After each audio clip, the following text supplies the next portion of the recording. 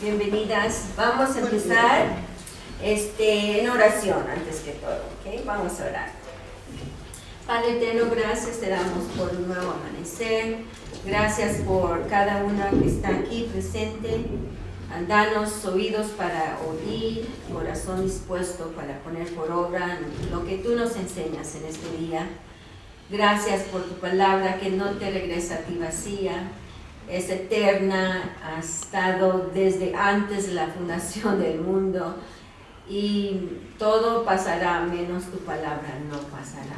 Así, Señor, enséñanos, Espíritu Santo, háblanos y cámbianos y también confróntanos en las áreas que solo tú conoces. Así, Padre, nos rendimos a ti, nos sometemos a tu palabra. Gracias por cada una que está presente, las que también van a sintonizar. Te doy gracias porque tú tienes algo que hablar a nuestros corazones y estamos dispuestas a recibirlo. Te damos gracias por todo esto, te lo pedimos en el nombre de Jesús. Amén. Amén. Entonces, hoy vamos a empezar en el capítulo 3 de Filipenses. Y vamos a tener dos secciones. Primeramente vamos a leer versículo 1 hasta el 3. Esa va a ser la primera parte de la enseñanza. Y aquí, por favor, vamos a tomar turno. Me gusta la letra de Biblia, muy grande, muy buena. Hasta la puedo leer desde aquí. Muy bien hecho. Entonces vamos a tomar turno. Le voy a pedir a Carmela, por favor, el Filipenses 3:1, siguiente y siguiente, solo los primeros 3 versos por ahora, por favor. Hermana. Filipenses 3:1. Por lo demás, hermanos, gozaos en el Señor. A mí no me es molesto,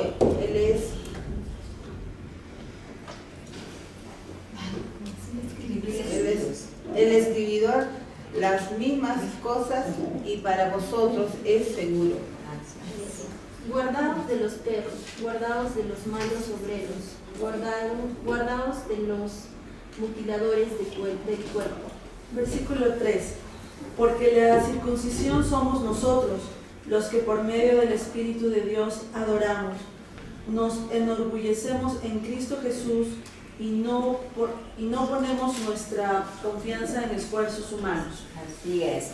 Entonces, lo primero que dice Pablo es: regocijaos en el Señor siempre. ¿Y qué dice otra vez? Regocijaos. Es importante, nos insta a regocijarnos en cada momento, no importa qué es la circunstancia, la situación contra nosotros, no importa. Es una actitud de corazón, de pensar de quién es Cristo, qué ha hecho Él en nuestras vidas. Entonces, Él dice, regocijaos. Y recuerden que está escribiendo esta epístola estando en prisión. Ahora, no suena algo lógico, ¿no? Parece que sería quizás fuera de orden o algo abnormal, pero tanto es la vida de Pablo en Cristo que no le ha importado su situación. O si no tiene la respuesta de qué va a pasar con él, todavía no está enfrente del juzgado, pero no importa, el fin lo tiene Cristo, el fin lo tiene Dios en sus muy capaces manos. Entonces, regocijaos en el Señor. Es el gozo interno, es algo profundo, no es dirigido por la circunstancia buena, mala o indiferente. Y entonces es algo para nosotros aplicar en nuestras vidas. Algo práctico, algo habitual, algo que no tenemos que pensar. Hoy me voy a regocijar o quizás no. No, muy fuerte la situación, no puedo regocijarme. ¿Cómo se puede regocijar? Es algo sobrenatural, de veras, hermanas. Es sobrenatural y Pablo se encontraba en lo más oscuro de lugares, la prisión, la situación muy oscura. El resultado de esto puede ser su muerte, pero Él nos dice, regocijaos en el Señor. Y otra vez escribo, regocijaos. Excelente ánimo para nosotras, excelente ejemplo que nos da Pablo. Ahora cambia de repente y dice, después de animar a todos los creyentes, regocijaos en el Señor, ahora dice, cuidado de los perros. ¿De qué habla? Hay perros en la prisión, le están molestando, hay muchos ladrando afuera de su ventana, ¿ok? ¿De qué está hablando Pablo? Bueno, Pablo aplica este término a los judaizantes, término que estos usaban contra los gentiles, los malos obreros. Mejor dicho, los judaizantes querían aplicar una ceremonia a los gentiles creyentes, no siendo judíos. Querían que ellos eran circuncidados, gracias. Y no tenían por qué. No eran judíos para hacerlo. Pero este grupo querían que estos nuevos creyentes en Cristo fueran a seguir a este ritual. También se refiere Pablo en el versículo 2 a los malos obreros. Y eran malos porque insistían en la doctrina de la salvación por obras y no por fe. Una falsa enseñanza, ¿no? Y luego la falsa circuncisión. Esta frase es traducción de la palabra griega katomeke. Katomeke significa cortamiento. Pablo usaba esta palabra para criticar a los que piensan que con solo cortar la carne, según la circuncisión, pueden alcanzar la justicia de Dios. Mal aplicaban este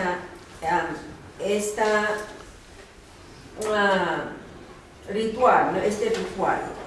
Entonces, 3 dice, porque nosotros somos la verdadera circuncisión que adoramos en el Espíritu de Dios y nos gloriamos en Cristo Jesús, no poniendo la confianza en la carne.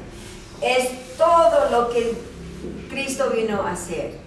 Entonces no hay que seguir ese ritual. Ahora, la introducción, eso está en sus separatas. Este capítulo es uno de los grandes capítulos de la Biblia, un capítulo que debe ser estudiado una y otra vez. Incluye el gran testimonio personal de la ambición de Pablo. Nos proporciona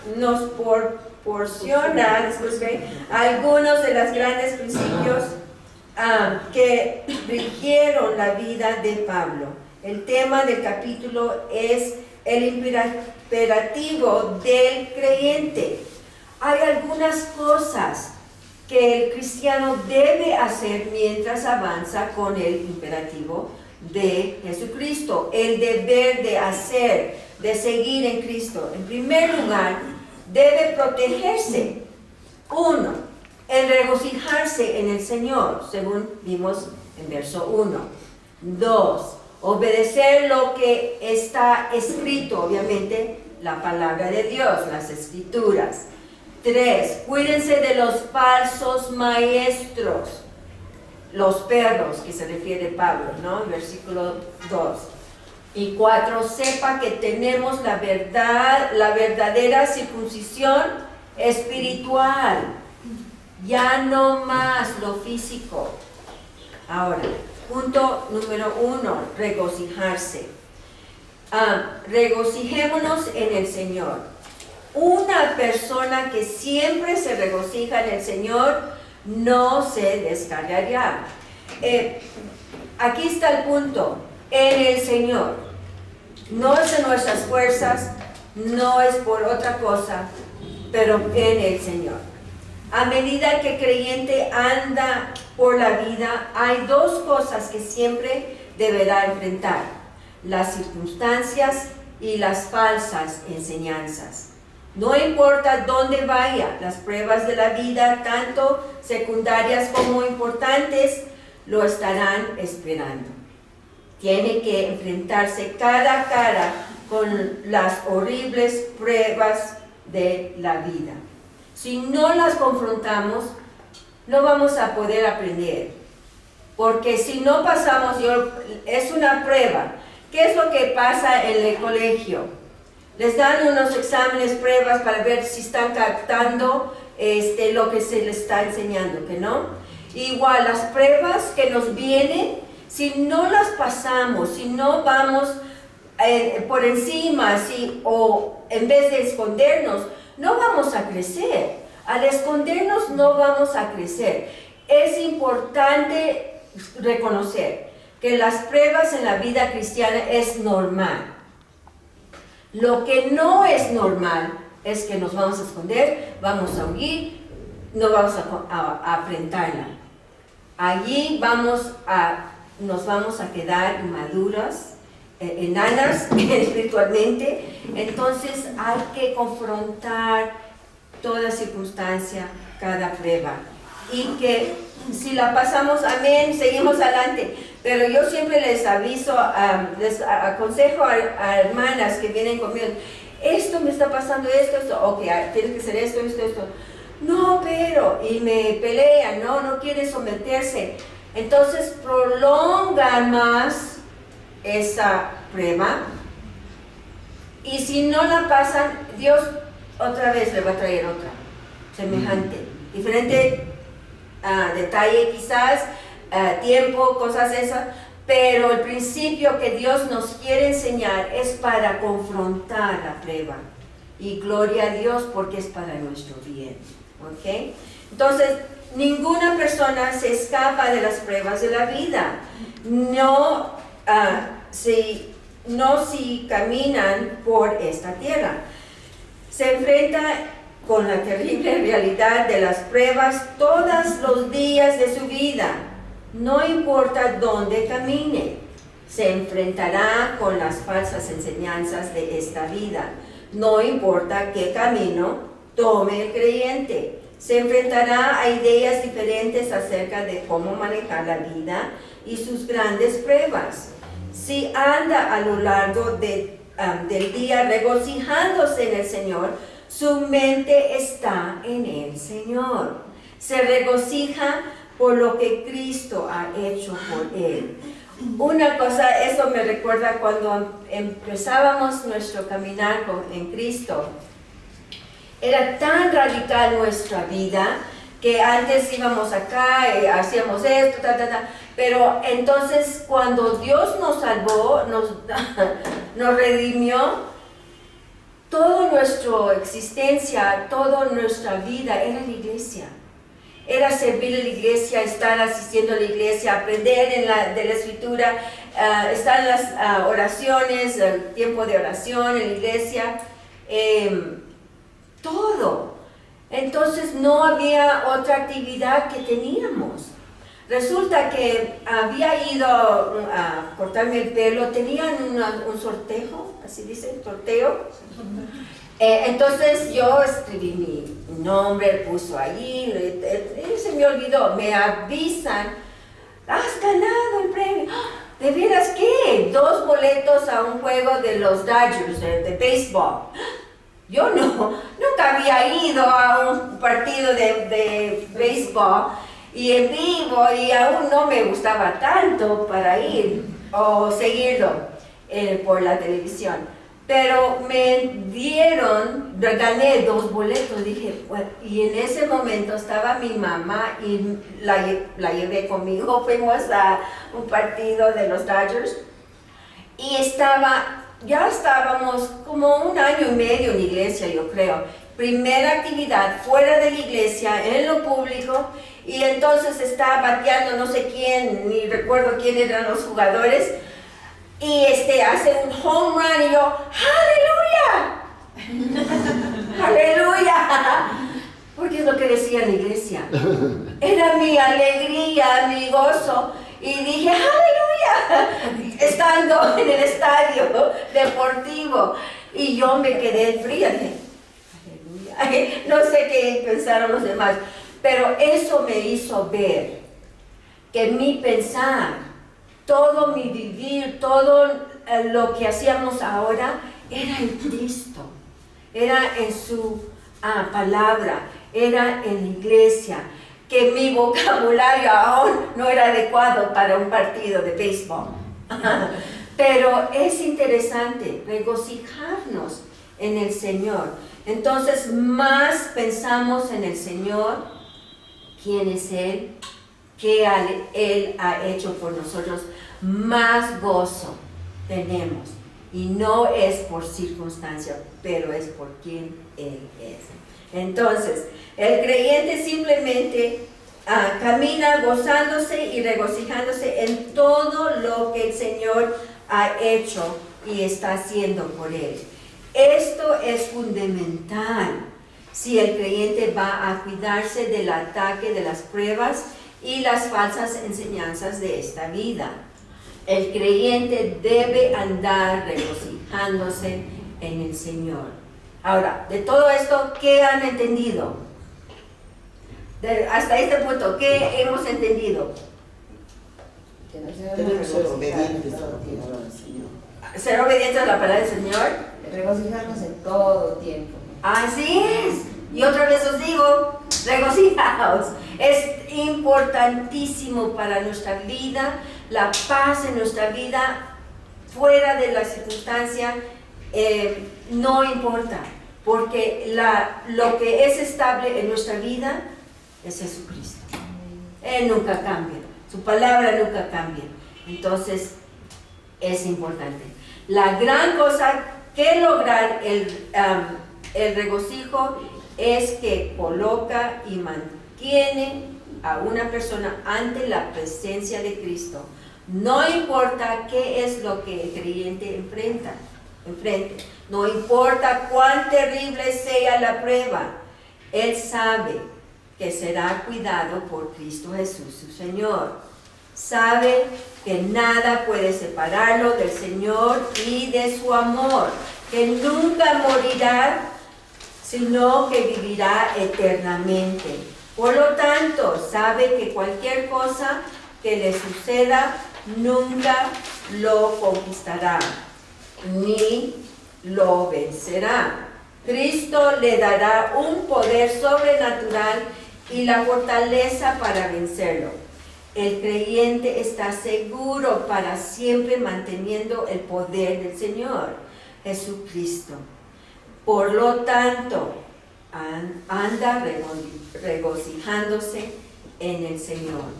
Se regocija sin importar lo que le toca enfrentar. Amén. Amén. Amén. Ahora las escrituras, ¿sí? En 3:1. Obedezcan lo que está escrito, es decir, las escrituras. Pablo dice que está escribiendo algunas cosas que al parecer ya había escrito. Lo que está por escribir es tan importante que debe ser repetido. La iglesia debe hacer lo que se le está diciendo. Deben seguir los escritos de Pablo y de las escrituras. Lo que dicen las escrituras fue escrito para instruirnos y ayudarnos a seguir a Cristo. Ninguna persona puede proseguir hacia adelante sin obedecer las escrituras. Importantísimo. No podemos tener éxito en nuestro caminar con Cristo sin obedecerle, ¿ya? Si no estudia ni obedece las escrituras, se hundirá en las pruebas de la vida o en las falsas enseñanzas. Solo obedeciendo a las escrituras y a los mandamientos del Señor podemos demostrar nuestro amor y lealtad al Señor Jesucristo. Mili, por favor, ¿puedes leer Juan 14, 15?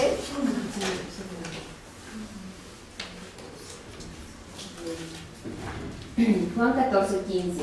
Si me amáis, guardad mis mandamientos. Amén. Y entonces, más claro no puede ser, ¿no? Pero también en Juan 14, 21, por favor, Sachi. El que tiene mis mandamientos y los obedece, ese es el que me ama. Y el que me ama será amado por mi Padre, y yo lo amaré y me manifestaré a él. Amén. La prueba de nuestro amor a Dios significa que le obedecemos. No hay duda, no hay un paso, un camino más corto o para lograr todo lo que Dios nos pide, hay que obedecerle. Eso va a demostrar el amor. Así como padres que somos, los que somos padres, cuando instruimos a nuestros hijos es para bien de ellos, que no, es para que ellos aprendan y que también pongan por obra, porque vemos mucho más de lo que ellos en su mente pequeña, su joven edad pueda ver. Entonces es como el guía, Dios nos pone como guía a nuestros hijos. Igual la palabra en nuestras vidas. Esta es la palabra de Dios. Y como Padre Celestial, nuestro Padre, entonces los mandamientos son para nuestro bien. Y cuando obedecemos estamos demostrando el amor que tenemos para Él. Si no le obedecemos, entonces la pregunta es, ¿lo amamos? No es posible, ¿no? No es posible. Entonces hay más versos que pueden estudiar cuando tengan tiempo. Ahora, el 2, maestros falsos. Cuídense de los falsos maestros. Pablo siempre estaba enfrentando a falsos maestros que eran salvajes en sus ataques hacia él. Él menciona 3 grupos de falsos maestros en este versículo 2. 1. Hay que cuidarse de los falsos maestros que atacan como perros. La palabra griega es kunas. Note que tanto los judíos como los gentiles se llamaban unos a otros perros como término de desdén. Este término no se refiere a la mascota hogareña de hoy en día. Y aquí en Cusco veo de más, ¿no? y en sus trajecitos. Entonces, este término no se refiere a las mascotas hogareñas de hoy día, sino a los perros salvajes que merodeaban los bosques de día y las calles de las ciudades de noche. Se alimentaban de carroña y podían ser muy malos y peligrosos. El punto es descriptivo. Hay algunos falsos maestros que son al igual como perros salvajes. Según Mateo 7:15, hermana, ¿puede leer o no? Hermana María, ahí está la separata. Ya. Pues muy pequeño. No, está bien. Aquí, por favor. ¿Cuál es, hermano? Mateo 7:15. Está abajo. Ahí ya. Guardaos de los falsos profetas que vienen a vosotros con vestidos de ovejas, pero por dentro son lobos rapaces. Wow, no solo lobos rapaces. Es más fuerte, ¿no? Hay que cuidarnos, guardarnos de los falsos profetas. Y también Mateo 10:26, por favor, Paña. En Mateo 10:26, así que no los temáis, porque nada hay encubierto, que no haya de ser manifestado, ni oculto, que no haya de saberse. Exacto, entonces aún Cristo nos está advirtiendo de sus falsos profetas, falsas enseñanzas, y les quiero advertir algo. No vamos a buscar las falsas enseñanzas, ¿no? O investigar los falsos maestros y profetas. Eso no es nuestro deber. Nuestro deber es conocer tanto la verdad, lo que está escrito, lo que Dios ya nos ha dado, y más estamos leyendo y conociendo su palabra, más vamos a reconocer cuando hay algo falso. ¿ya? El hábito, el entrenamiento en los Estados Unidos, no sé si es mundial o es de aquí o no, pero allá en los bancos todos los nuevos empleados son entrenados con todos los billetes verdaderos, reales. No les van a introducir uno falso en el entrenamiento. Todo lo verdadero están manejando, están tratando, todo están tocando, para que cuando entra algo diferente, lo pueden ver, no tanto ver, pero sentir, palpar, conocer. Entonces no les enseñan lo falso, que hay infinitos falsos, ¿no? Y cada vez están mejorando, es más semejante a lo real. Pues igual, nosotros no vamos a estar investigando todos los falsos. Betty, aquí vamos, no vayas allí, mira, yo investigo. No pierdas tu tiempo, de veras. Vamos a estar en lo verdadero. Vamos a conocer la palabra de tal manera que cuando venga algo que si sea una palabra que no está en el contexto de la escritura, uno puede decir, eso no. Y yo siempre pongo signo de interrogación. Ok, esto no entiendo. ¿Por qué ha dicho esto? ¿Por qué están diciendo esto?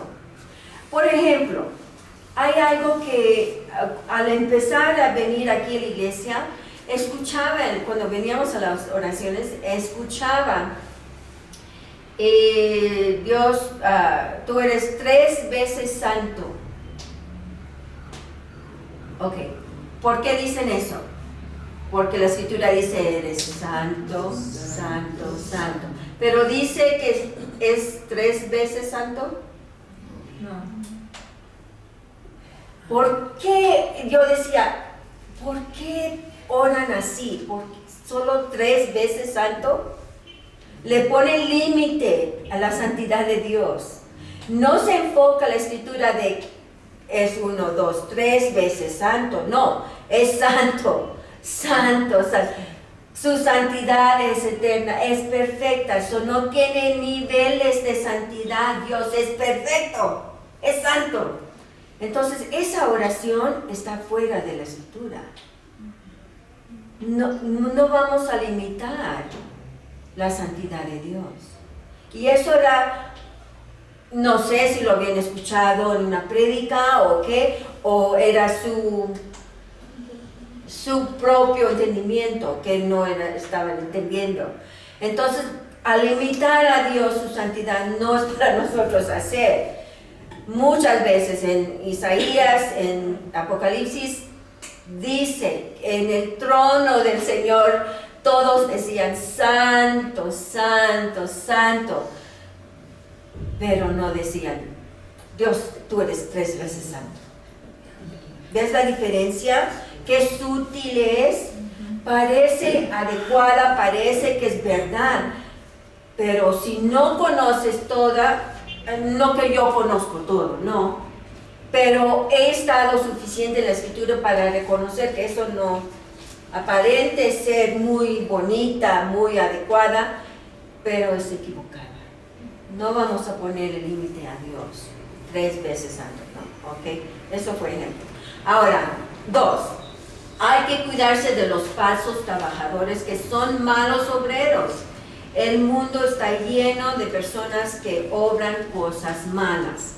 Esto se refiere a los que sostienen y enseñan altas normas de justicia, moralidad y religión. Están totalmente seguros de que son justos y buenos, por lo menos suficientemente buenos como para ser aceptables ante Dios. No hay forma alguna de que Dios los rechace, es lo que piensan, ¿no? Están los que siempre se oponen al Señor Jesucristo y su salvación únicamente por la gracia. No aceptan que Él es el Hijo de Dios, que Él es el Señor de la vida del hombre, el Señor al que hay que entregarle todo lo que somos y todo lo que tenemos. Por lo tanto, aceptan su enseñanza, pero ignoran o niegan la salvación por la sangre. Algo que predicaba ayer el pastor Eri, ¿no? Que es algo personal, el sacrificio delante de Dios, hacia Dios. El ser humano tenía que tocar el sacrificio. No podemos recibir salvación corporalmente, es algo muy individual. No hay otra manera. Yo no soy salva por mi mamá que fue salva, ni mis hijos son salvos por mi salvación. Cada uno, no es herencia normal, ¿no? Es herencia por Dios mismo, por Cristo mismo, pero no del ser humano. Entonces, la salvación es por la sangre derramada por nuestro Salvador. Se oponen al Evangelio de salvación por su gracia únicamente. Van por la vida determinando sus propias maneras hacia Dios, haciendo el bien que creen que es necesario para volverse aceptables ante Él.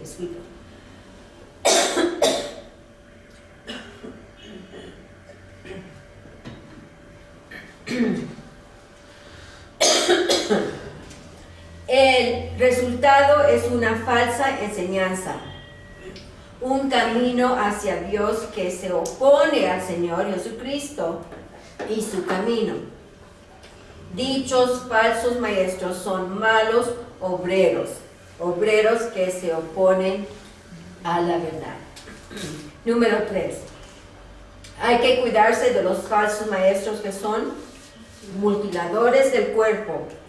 Esto se refiere a los judaizantes, quienes querían que los nuevos creyentes griegos se tenían que circuncidar, según Gálatas 2:2-4. Pero vamos a ver, hermana Hilda, por favor, Mateo 5:19-20.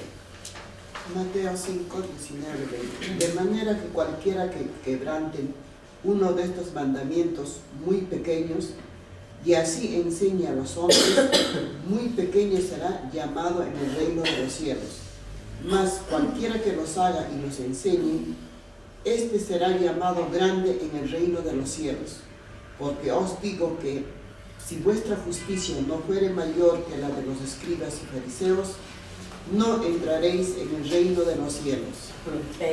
Hay que cuidarnos de los malos obradores, mutiladores de la carne. Y también, por favor, Carmela, primera Timoteo 6, 3-5. Primera Timoteo 6, 3-5. Si alguno enseña otra cosa y no se conforma a las sanas palabras de nuestro Señor Jesucristo y a la doctrina que es conforme a la piedad, está envanecido, nada sabe y delira acerca de cuestiones y contiendas de palabra, de las cuales nacen envidias, pleitos, blasfemias, malas sospechas, dispuestas necias de hombres corruptos de entendimiento y privados de la verdad, que toman la piedad como fuente de ganancia. Apártate de los tales. Apártate de los tales. Wow. Muchos queremos darle oportunidad, está equivocado, hay que darle oportunidad, hay que mostrarle gracia. He escuchado eso muy mal apropiado, muy mal, ¿cómo? Aplicado. Hay que mostrarle gracia, hay que juntarle a Cristo, ¿no? ¿Qué leíste? Lo último. Apártate de los tales. Más claro, no puede ser. Entonces, cuando tú te das cuenta de esta verdad, hay que aplicarla. y viene otro hermano quizás inmaduro, ignorante, la escritura, y te lucha esto. No, pero es mi amigo, lo conozco desde 12, ¿qué? Pero crecimos juntas. Apártate de los tales. No hay discusión, no hay argumento, mejor obediencia. Y 2 Timoteo 4, 3 a 4, por favor. 2 Timoteo 4, 3, 4. Porque vendrá tiempo cuando no sufrirán la sana doctrina, sino que teniendo comezón de oír, se amontonarán maestros conforme a sus propias concupiscencias y apartarán de la verdad el oído y se volverán a las fábulas. Uy, hay que cuidarnos. Estamos más en esto que antes. Cada día empeora. La sana doctrina sufre porque hay muchos falsos maestros, profetas, doctrinas que invaden a los que son ignorantes de la Escritura.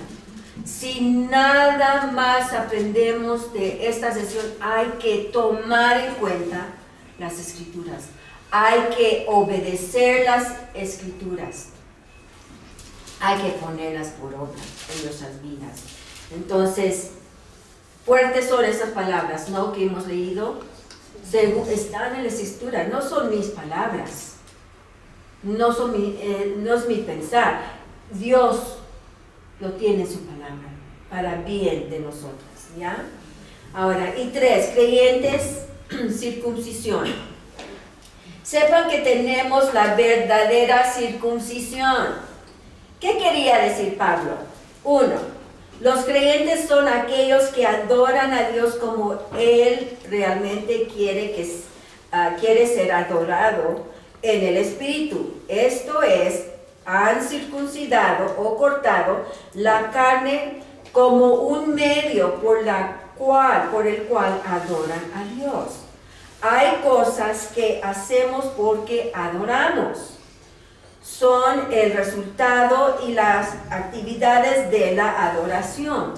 No son la base ni el espíritu de la adoración. En verdad, pueden ayudarnos a centrarnos en Dios y motivarnos a adorarlo, pero como se ha dicho, no constituyen la base ni el espíritu de la adoración. Para adorar a Dios, el hombre debe tener el Espíritu de Dios viviendo dentro de su cuerpo y espíritu. Ya no adora a Dios en forma externa mediante rituales y ceremonias. Ahora adora a Dios internamente a través del Espíritu de Dios que mora dentro de sí. La verdadera adoración ya no se produce a través de nada que sea del mundo físico o material, de nada que sea de la carne del hombre. La verdadera adoración es del Espíritu. La verdadera adoración tiene que provenir del corazón y del Espíritu. ¿Por qué? Porque un hombre puede asistir a la iglesia, observar todos los rituales y ceremonias y aún estar viviendo en las profundidades del pecado.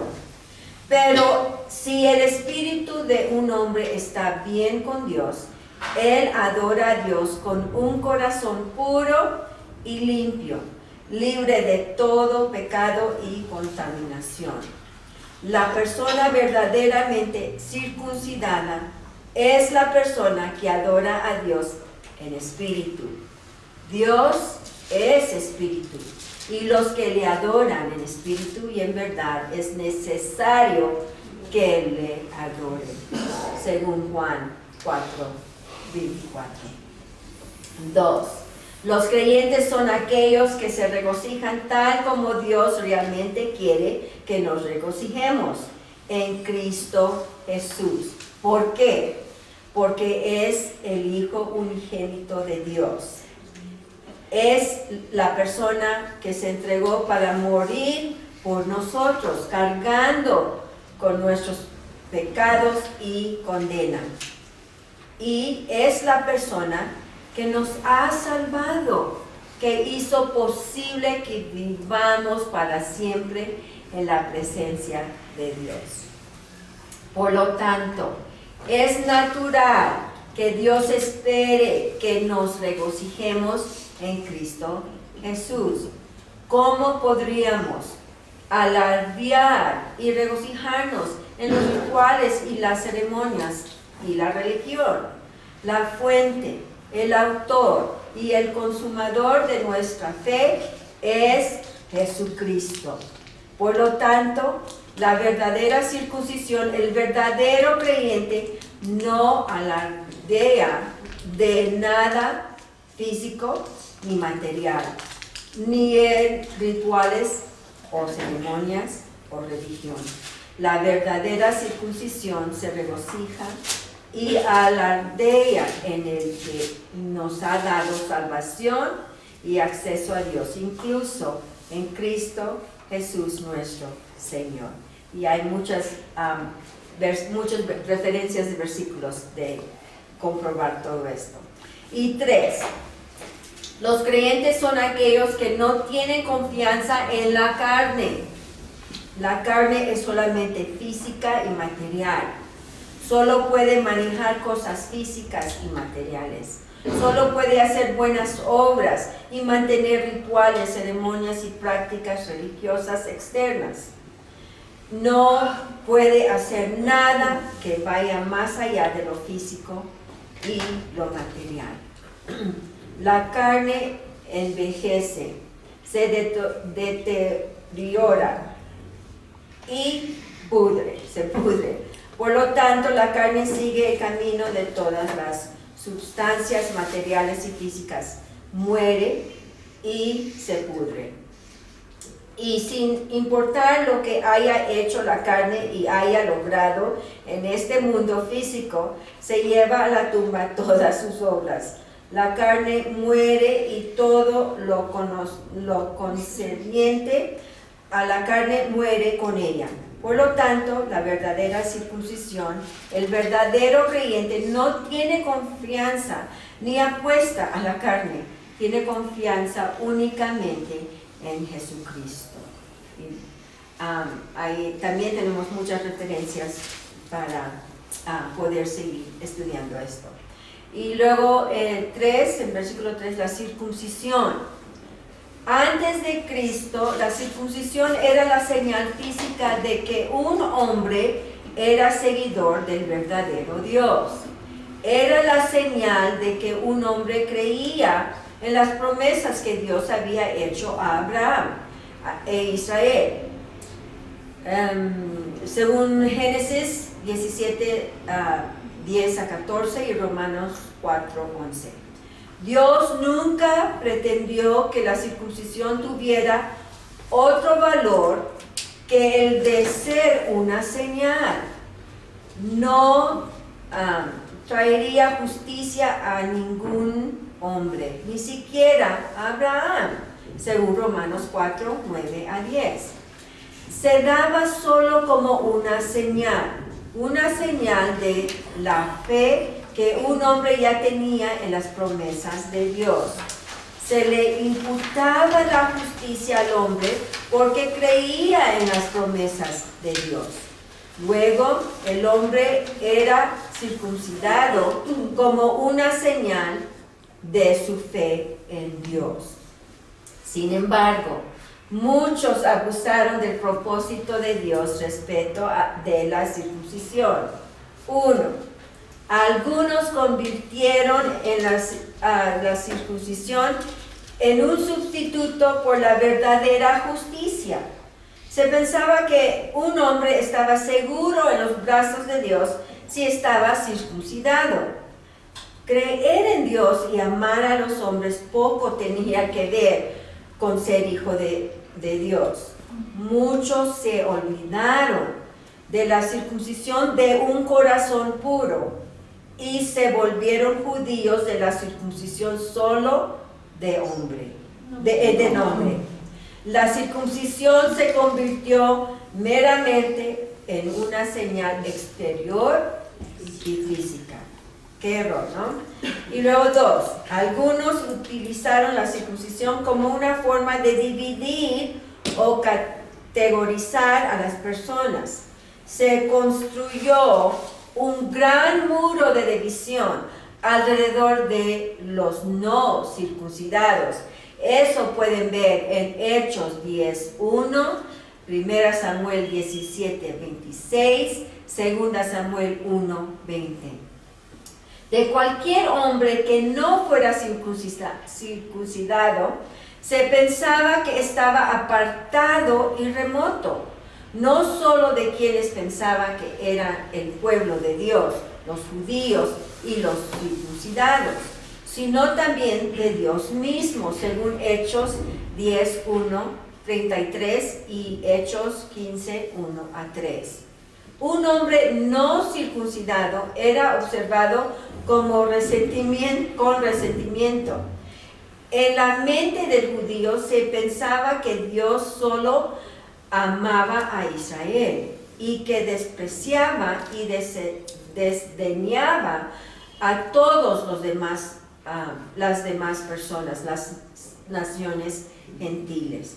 Pero punto 1, Dios dio por tierra con la circuncisión como una señal de justicia desde que vino Cristo, según Gálatas 5:6, 6:15 y Colosenses 2:11. La justicia pertenece ahora al corazón, al espíritu y no a la letra de las normas y reglamentaciones, según Romanos 2:25-29, 4:8-12 y 23-25. El hombre verdaderamente justo es el hombre que es internamente de Dios, el hombre cuyo espíritu ha sido recreado a la verdadera naturaleza de Dios. La propia naturaleza de la justicia de Dios se implanta en la misma naturaleza del hombre cuando nace de nuevo. Un hombre que nace de nuevo por el Espíritu de Dios es la nueva creación de Dios, según Juan 3:3, 1 de Pedro 1:20 y 2 de Pedro 1:4. Wow, nos ha interesado muchas cosas, ¿no? Y luego prosiguiendo, el testimonio de Pablo rechaza la justicia propia y buscar la perfección, según capítulo 3, Filipenses 3, 4-16. Ahora vamos a leer estos versos, por favor. Filipenses 4,